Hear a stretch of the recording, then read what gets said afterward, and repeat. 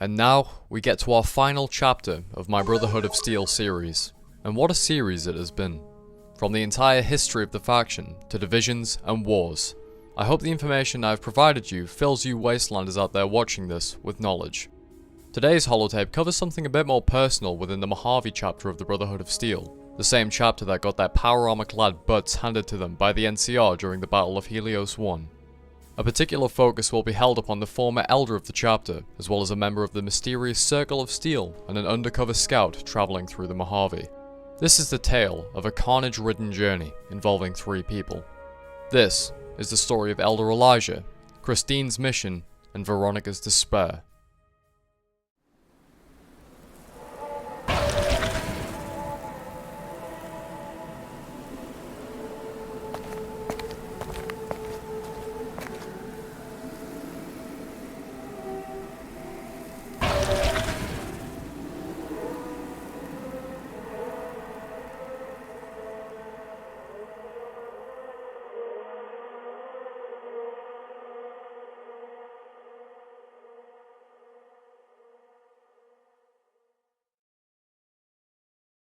Little is known about Elijah's early life as a young man. One can presume he was raised alongside most original Brotherhood of Steel members in Lost Hills, where as an initiate he trained to be a scribe. This is the first illogical and miraculous part of Elijah's long tale, as the Brotherhood of Steel only ever promoted paladins to Elder, a rank obtainable only to knights. Throughout his early life, Elijah displayed such a genius and knowledge that he outshone his fellow scribes. Rumor has it, Elijah could simply look at a piece of technology, such as a Pip-Boy or terminal, and understand its inner workings within a matter of seconds. He truly was the brightest spark among the Brotherhood's scribes, with a genius that would score him greatly in the future. Elijah's beliefs were something the Brotherhood disapproved of. Instead of preservation and safeguarding, Elijah wanted to expand on old world technology, build bigger and better and stronger, as well as a splash of unethicality. This attitude towards the technology of the Brotherhood of Steel saw countless debates and disagreements among his peers, especially fellow elders when he was bestowed the rank.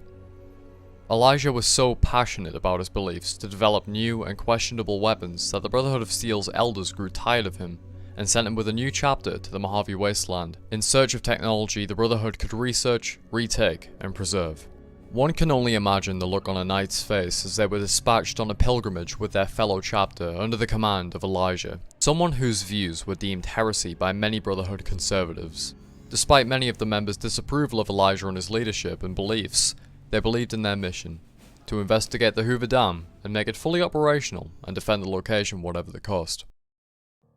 To the disappointment of the entire Brotherhood of Steel, the new California Republic had already claimed the dam as their turf, meaning Elijah's mission was over, considering the NCR and Brotherhood of Steel aren't exactly best buds. Instead, Elijah turned his focus to Helios One, and completely ignored the dangerous expansion of the Van Graff family.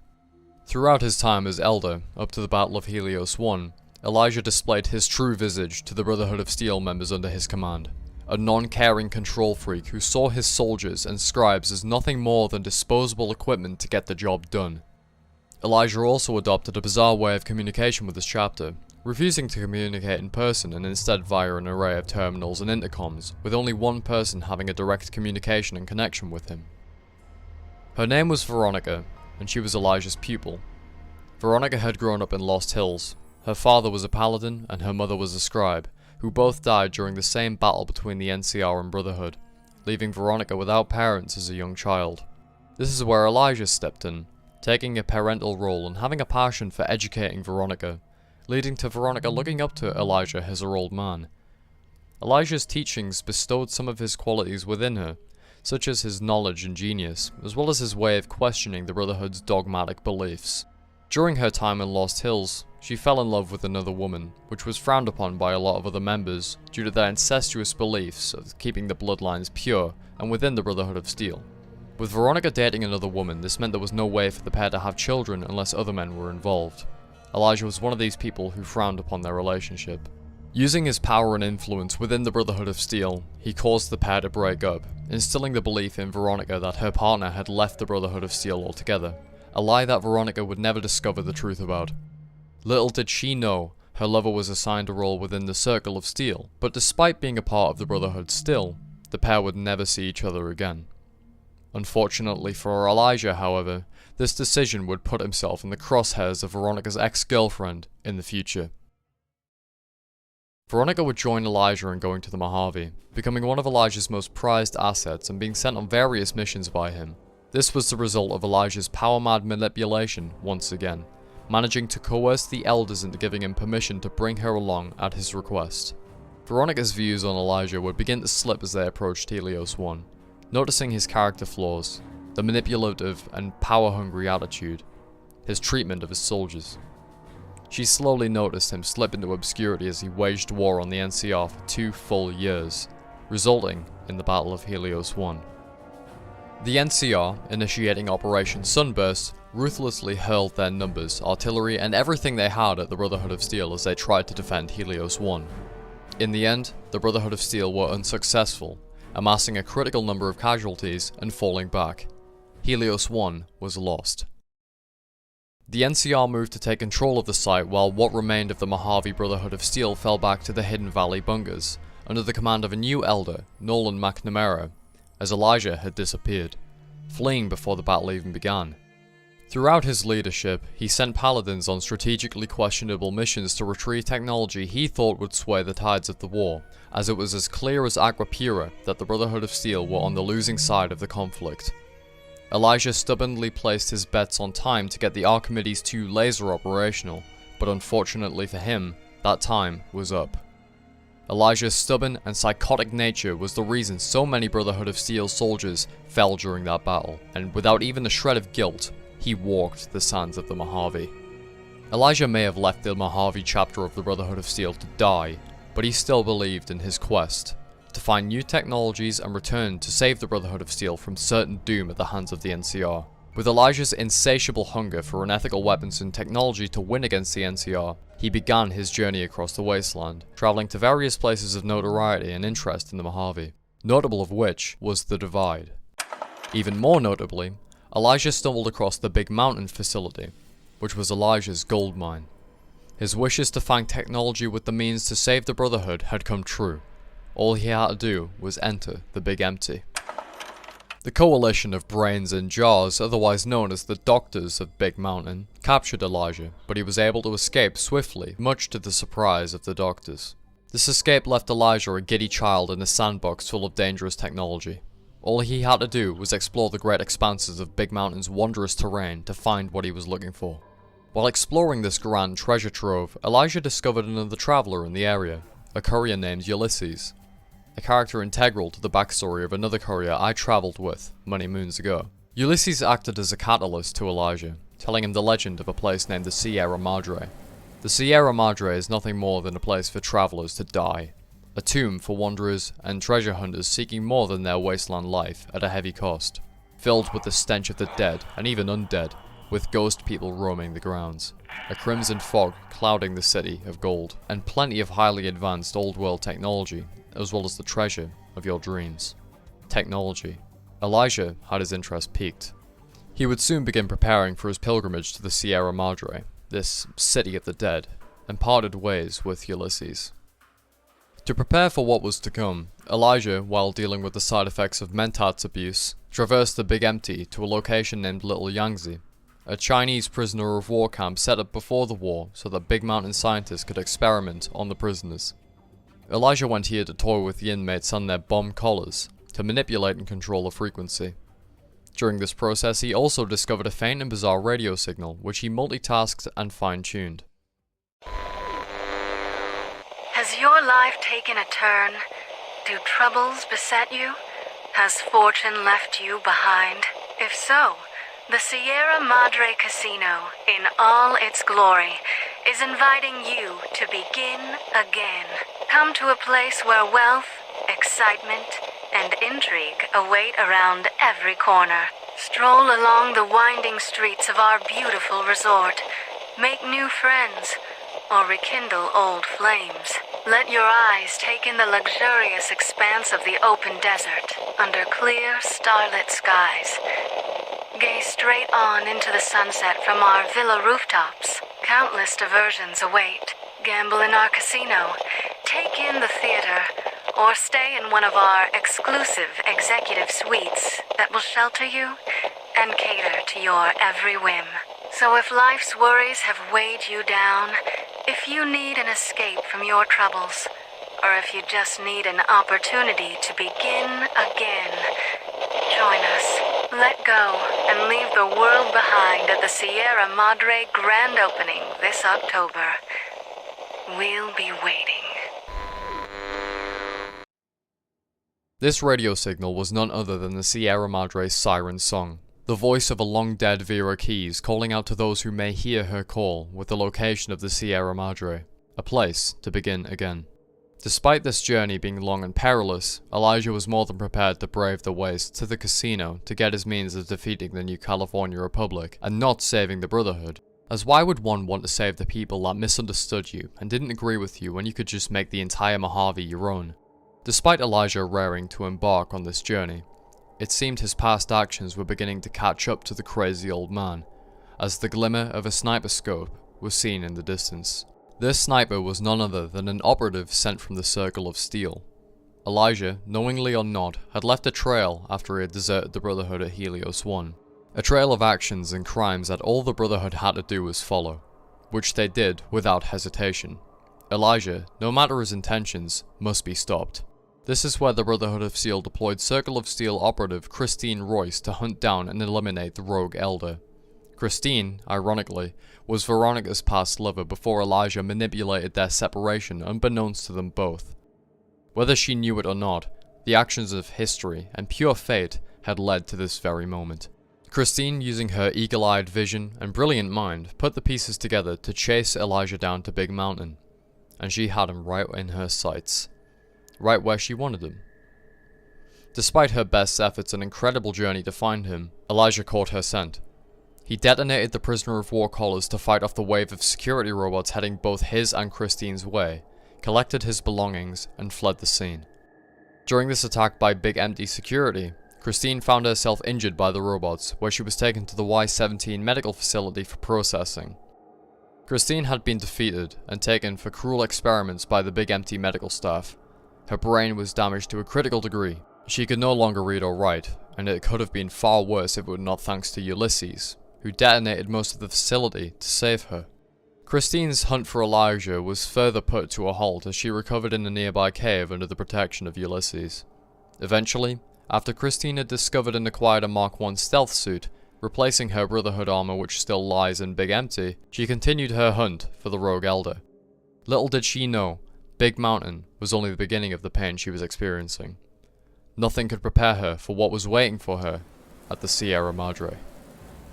While Christine was out of action after the robot's attack, Elijah made several more camps across the surface of the Big Empty, before manipulating the old world tech in the area to mess with some of the Big Mountain staff, such as Dr. Eight's voice and using Dr. O's processors to control the network of trains in the area, sending one crashing into a tunnel, which was an entrance and exit to Big Mountain. Elijah's escape from Big Mountain was complete, Sierra Madre bound with a dangerous worldview of domination. While his original plan was to save the Brotherhood of Steel from certain doom at the hands of the NCR, plans change. He would utilize the Sierra Madre and her technology to take the Mojave and the wasteland for himself, and nothing could get in his way. With the Sierra Madre in sight, Elijah used an abandoned Brotherhood of Steel bunker as an outpost while he went back and forth from the casino, studying its strange cloud and the surface level technology he could get his hands on before entering fully. It was here that he left a message for Veronica in the event he did not return from his escapades into the Sierra Madre, a message which would presumably fall on deaf ears. Finally, the time had come. Elijah stepped past the gates of the Sierra Madre and was met with his Crimson Wonderland, a treasure trove even greater than the one offered at Big Mountain. This was spectacular to him. Technology to save the wasteland, technology to conquer it. Hologram soldiers with the potential to become one-man armies were a fascinating discovery for Elijah, but most fascinating of all was the vending machines dotted across the resort. These vending machines had the capability of turning the casino chips of the casino into usable items, such as food and medicine, as well as acting as a ration station in the event of a nuclear apocalypse. To Elijah, these machines were the key to beginning a new nation, a new world order built in the image of his ideals. with a holographic, near-invincible military to squish those who opposed him, and the utilization of these machines to make bomb collars to ensure the compliance of civilians, and the cloud to poison those who do not embrace it as it grows past the Mojave. Elijah was to become more than just a rogue elder. He was destined for dictatorship. But, to become a ruling force, he was going to need help, willing or not. For this, he used the misguided hunters and travelers who dared step foot in the Sierra Madre, attacking the first person he found and slapping a bomb collar on them, enabling his power over them. He would then use this slave as a domino. They would catch the next person, and the person after that, until Elijah had successfully assembled a task force of slaves to do his bidding. One of the great draws to the Sierra Madre was the rumor of its high-value loot and treasure within the walls, a treasure which most of the people Elijah had captured sought after, which caused selfish infighting and hours, days, and weeks of progress lost as they began to turn on each other. This process was incredibly tiresome and frustrating for the soon-to-be dictator, but this heavy burden was slightly alleviated by the arrival of a super mutant, a Nightkin, one who was willing to do his bidding without question.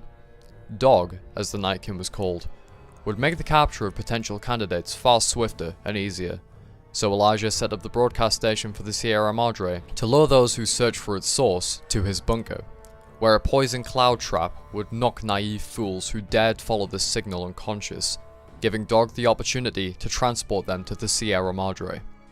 With this new system in place, Elijah continued his attempts to use his captives to crack open the Sierra Madre's casino and eventually its vault, so he may begin his new world. Eventually, Christine, who was still tracking Elijah, was captured by Dog and enslaved. The very man she was sent to hunt was now her master. Sometime shortly after her capture, she was trapped in one of the Sierra Madre's auto docks by another slave and former inhabitant of the Sierra Madre, Dean Domino, and gruesomely dissected. Christine was left with her vocal cords torn out. Yet another horrific science experiment was initiated for 2 weeks straight on the Circle of Steel operative. With the capture and arrival of a courier I once travelled with years ago, which is how I'm telling you this story now, Elijah was successful in his attempts to open the casino doors by using Christine, who was freed from the autodock at the cost of claustrophobia, Dog, Dean Domino, and the courier. It was with this band of slaves that Elijah was successful in reaching the Sierra Madre's vault, their fates unknown. One fate that was sealed, however, was Elijah's. His lust for power and a new world order left him blind to the fact that the Sierra Madre was a trap for Dean Domino, set by the creator of the casino many centuries ago. After a final showdown in the vault of the Sierra Madre, Elijah soon called this vault a tomb of his own, a place where the key to starting his vile plan was right in front of him, but he was trapped there with it, unable to escape, unable to begin again. While Christine's fate was not made clear to me, one could say that her mission was a success. Elijah, one way or another, was doomed. The Sierra Madre was his coffin, and the courier his nail. Veronica would sadly never discover the fate of Elijah, nor meet or hear from Christine again, left in the dark, oblivious to these events. While one could wish for the pair to be reunited after Elijah's meddling was put to a much-deserved end, not every story has a happy ending. And this holotape is concluded, as with my series on the Brotherhood of Steel. Throughout this series I have made my views on the faction quite clear, just as I did with the Enclave. Despite this, I implore you to come to your own decision on the faction. Are they good, or are they bad for the Wasteland? Let me know in the comments below. I hope you enjoyed the story of Elijah, Veronica, and Christine, as well as Christine's mission and their possible fate at the Sierra Madre. If you did, please consider liking the video and subscribing if you're new, and sharing with your friends to inform them of the story of Elijah. I'd like to send a very heartfelt thank you to my YouTube channel members, or Wanderer supporters, for pledging a small donation every month for bonus content and perks. Your support is greatly appreciated, my friends. Cypriot Fox, Bonk, Lovable Douchebag, Splicer87, Stewdog, The Macabre Tavern, and Gakari. And I'd also like to welcome our newest member, who joined as of the 1st of July, Namad, otherwise known as Damien Backwards. I hope you enjoy your subscription, and I hope I deliver on what I've promised. Thank you very much for your subscription, it's greatly appreciated. If you would like a shout out at the end of each of my videos, early access to the videos I make and more, consider becoming a Wanderer supporter today for just £1 a month. Thank you very much for watching the conclusion to this series. and I hope you'll stick around to see what's next.